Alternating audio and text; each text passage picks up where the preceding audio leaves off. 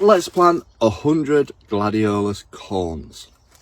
Welcome to Gardening with Ben, and today we're going to be planting 100 of these. Now I've got Gladiolus in my allotment and they're absolutely gorgeous. They come back every single year, and this is a mixed variety of colours, so plenty of different colours in this pack. So we're going to plant these, but we're not going to plant them in the ground this time because we've been having a lot of issues with squirrels down at the plot, and they pinched a lot of my tulips. So we don't want them pinching these because I want them to grow. So we're going to grow these in pots, and then I'm going to put netting over the pots until they are big enough, and take the netting off once they can handle themselves and hopefully grow and the squirrels won't get them. These are perfect for either cut flowers or for beautiful displays in the garden.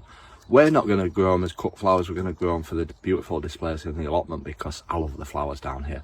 So I love attracting pollinators. These are ideal for bees and insects, so that'll help with pollination down at the plot as well. So yeah, so let's get these planted and let's get these growing. So these are the plant pots that I'm going to grow them in, and as you can see there's no holes in them at the moment, so we need to pop some holes in them to help with drainage, as we don't want them to get waterlogged and rot the corns.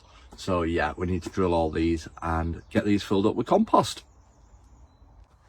So we've put some compost in the bottom. We've not filled them too far up because I want them to take root and I want them to build a good support system so that hopefully they stand up pretty well in the plant pots so that they can grip on perfectly. So yeah, we're going to put 10 in like this, and that should be ideal. And these buckets, or pots should I say, will look absolutely blooming fantastic once they're all out.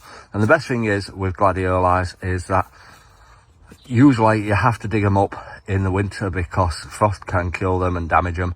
So I can just bring these back in the polytunnel over the winter and then take them back out when it's nice and weather outside. So yeah, let's get these all potted up and let's get all the Gladiolus corns in them.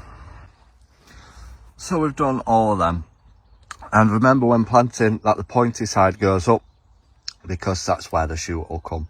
So yeah, we're going to get these covered with compost now and give them a good watering to get them working and get them starting to germinate.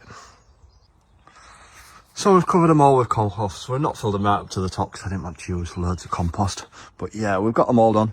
So next job is to make them squirrel proof and to protect them from the dreaded squirrels. So for them, all I'm going to do is I'm going to use some of this netting which I got from Oakland Gardens and tie them around the tops, and then when they start growing and getting some good growth on them, then I'll take the netting off and let them shoot through.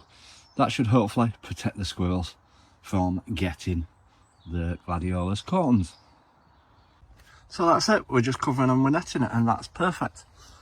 Perfect to keep the squirrels out and hopefully get some nice gladiolus coming. So we need to get these outside and get them watered. So make sure you drop us a follow to stay up to date with all our videos and to see these blooms in summer. I can't wait to see what they look like. Until next time everyone, remember, keep smiling, keep shining and keep gardening with Ben everyone.